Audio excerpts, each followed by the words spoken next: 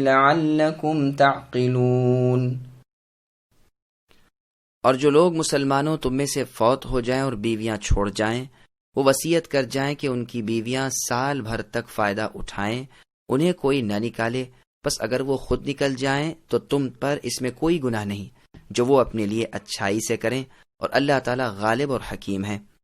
طلاق والیوں کو اچھی طرح فائدہ دینا پرہیزگاروں پر لازم ہے۔ اللہ تعالیٰ اسی طرح اپنی آیتیں تم پر ظاہر فرما رہے ہیں تاکہ تم سمجھو۔ سامعین، اب ان آیتوں کی تفسیر سماعت کیجیے۔ بیوہ عورتوں کے متعلق مسائل۔ اکثر مفسرین کا قول ہے کہ یہ آیت اس سے پہلے کی آیت یعنی 4 مہینے 10 دن کی عدت والی آیت سے منسوخ ہو چکی ہے۔ صحیح بخاری میں ہے کہ ابن زبیر رضی اللہ عنہما نے عثمان رضی اللہ عنہ سے کہا کہ جب یہ آیت منسوخ ہو چکی ہے تو پھر آپ اسے قرآن کریم میں کیوں لکھوا رہے ہیں؟ آپ نے فرمایا، بھتیجے، جس طرح اگلے قرآن میں یہ موجود ہے یہاں بھی موجود رہے گی، ہم کوئی ہیر پھیر نہیں کر سکتے۔ ابن عباس رضی اللہ عنہما فرماتے ہیں، پہلے تو یہی حکم تھا کہ سال بھر تک نان و نفقہ اس بیوہ عورت کو میت کے مال سے دیا جائے اور اسی کے مکان میں یہ رہے۔ پھر میراث کی آیت نے اسے منسوخ کر دیا اور خاوند کی اولاد ہونے کی صورت میں مال متروکہ کا 8واں حصہ اور اولاد نہ ہونے کی صورت میں 1/4 مال ورثے کا مقرر کیا اور عدت 4 ماہ 10 دن مقرر ہوئی۔ اکثر صحابہ اور تابعین سے مروی ہے کہ یہ آیت منسوخ ہے۔ سعید بن المسیب رحمہ اللہ کہتے ہیں، سورہ احزاب کی آیت یا ایھا الذین آمنوا اذا نکحتم المؤمنات نے اسے منسوخ کر دیا۔ مجاہد رحمہ اللہ فرماتے ہیں 7 مہینے 20 دن جو اصلی عدت 4 مہینے 10 دن کے سوا ہیں، اس آیت میں اس مدت کا حکم ہو رہا ہے۔ عدت تو واجب ہے لیکن یہ زیادتی کی مدت کا عورت کو اختیار ہے، خواہ وہیں بیٹھ کر یہ زمانہ گزارے خواہ نہ گزارے اور چلی جائے۔ میراث کی آیت نے رہنے سہنے کے مکان کو بھی منسوخ کر دیا، وہ جہاں چاہے عدت گزارے، مکان کا خرچ خاوند کے ذمے نہیں، جیسا کہ بخاری اور مسلم میں یہ بات ہے۔ پس ان اقوال سے معلوم ہوتا ہے کہ اس آیت نے سال بھر کی عدت کو واجب نہیں کیا، پھر منسوخ ہونے کے کیا معنی؟ یہ تو خاوند کی وصیت ہے اور اسے بھی اگر عورت پورا کرنا چاہے تو کرے، ورنہ اس پر جبر نہیں۔ وصیہ سے مراد یہ ہے کہ اللہ تعالیٰ تمہیں وصیت کرتے ہیں، جیسے یوصیکم اللہ فی اولادکم، اس کا نصب فلتوصوا لہن کو محذوف مان کر ہے۔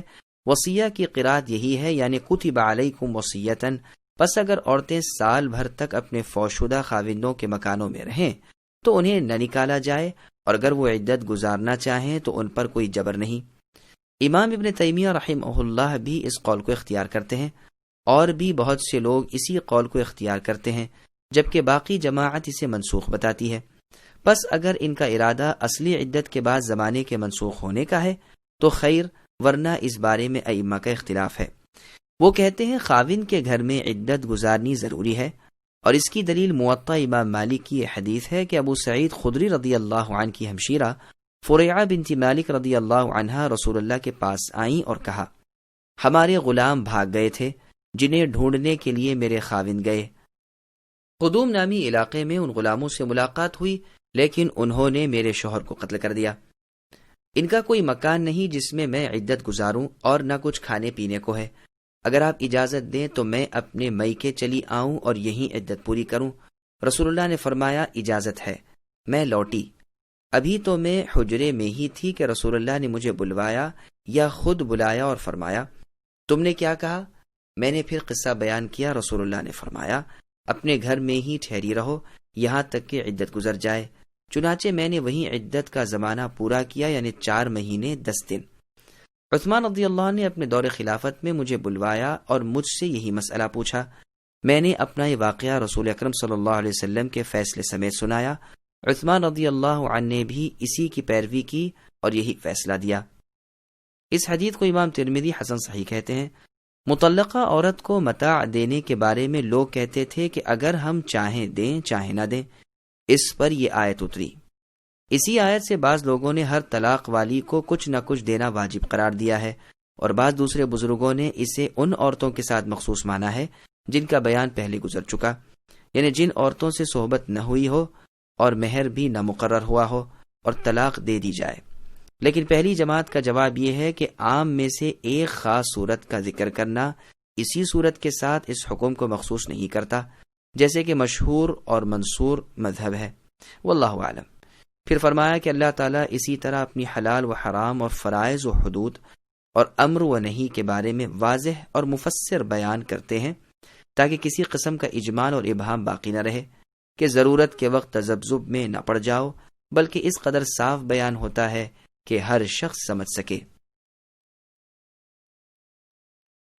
أَلَمْ تَرَ إِلَى الَّذِينَ خَرَجُوا مِن دِيَارِهِمْ وَهُمْ أُلُوفٌ حَذَرَ الْمَوْتِ فَقَالَ لَهُمُ اللَّهُ مُوتُوا ثُمَّ أَحْيَاهُمْ إِنَّ اللَّهَ لَذُو فَضْلٍ عَلَى النَّاسِ وَلَكِنَّ أَكْثَرَ النَّاسِ لَا يَشْكُرُونَ وَقَاتِلُوا فِي سَبِيلِ اللَّهِ وَاعْلَمُوا أَنَّ اللَّهَ سَمِيعٌ عَلِيمٌ مَنْ ذَا الَّذِي يُقْرِضُ اللَّهَ قَرْضًا حَسَنًا فَيُضَاعِفَهُ لَهُ أَضْعَافًا كَثِيرَةً وَاللَّهُ يَقْبِضُ وَيَبْسُطُ وَإِلَيْهِ تُرْجَعُونَ۔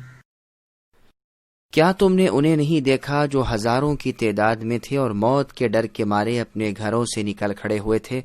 اللہ تعالیٰ نے انہیں فرمایا مر جاؤ، پھر انہیں زندہ کر دیا۔ اللہ تعالیٰ لوگوں پر بڑے فضل والے ہیں، لیکن اکثر لوگ ناشکرے ہیں۔ اللہ کی راہ میں جہاد کرتے رہا کرو اور جان لو کہ اللہ تعالیٰ سنتے ہیں، جانتے ہیں۔ ایسا بھی کوئی ہے جو اللہ تعالیٰ کو اچھا قرض دے اور اللہ تعالیٰ بہت بڑھا چڑھا کر عطا فرمائے؟ اللہ ہی تنگی اور کشادگی کرتے ہیں اور تم سب اللہ ہی کی طرف لوٹائے جاؤ گے۔ سامعین، اب ان آیتوں کی تفسیر سماعت کیجیے۔ زندگی اور موت اللہ تعالیٰ کے ہاتھ میں ہے۔ وبا والی جگہ میں نہ جاؤ اور وہاں سے نہ نکلو۔ ابن عباس رضی اللہ عنہما فرماتے ہیں یہ لوگ 4000 تھے۔ ایک اور روایت میں ہے کہ 8000 تھے، بعض 9000 کہتے ہیں، بعض 40000 بتاتے ہیں، بعض 30000 سے کچھ اوپر بتاتے ہیں۔ یہ لوگ زاوردان یا زروروان نامی بستی کے تھے جو واسط کی طرف ہے۔ بعض کہتے ہیں اسی بستی کا نام اذرعات تھا۔ یہ لوگ طاعون کے مارے اپنے شہر کو چھوڑ کے بھاگے تھے۔ ایک بستی میں جب پہنچے وہیں اللہ کے حکم سے سب مر گئے۔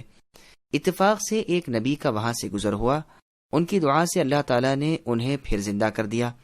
بعض کہتے ہیں ایک چٹیل صاف ہوادار کھلے پر فضا میدان میں ٹھہرے تھے اور 2 فرشتوں کی چیخ سے ہلاک کیے گئے تھے۔ جب ایک لمبی مدت گزر چکی، ان کی ہڈیوں کا بھی چونا چونا ہو گیا، اس جگہ بستی بس گئی۔ تب حزقیل نامی ایک نبی وہاں سے نکلے، انہوں نے دعا کی اور اللہ تعالیٰ نے قبول فرمائی اور حکم دیا کہ تم کہو کہ اے بوسیدہ ہڈیوں، اللہ تعالیٰ تمہیں حکم دیتے ہیں کہ تم سب جمع ہو جاؤ